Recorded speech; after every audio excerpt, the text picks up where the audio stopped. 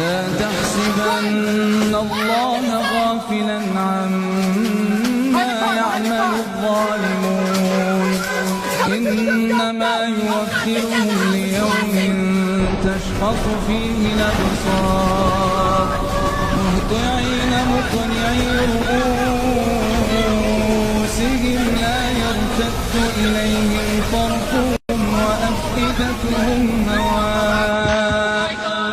ولا تحسبن الله غافلا عما يعمل الظالمون إنما يؤخرهم ليوم تشخص فيه الأبصار مهطعين مقنعي رؤوسهم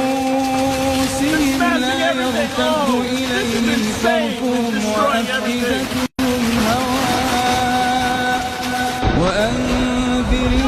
الناس يوم يأتيهم العذاب فيقول الذين ظلموا ربنا لولا أخرتنا فيقول الذين ظلموا ربنا أخرنا إلى أجل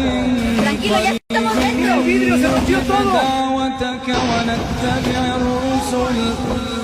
أولم تكونوا أقسمتم من قبل ما لكم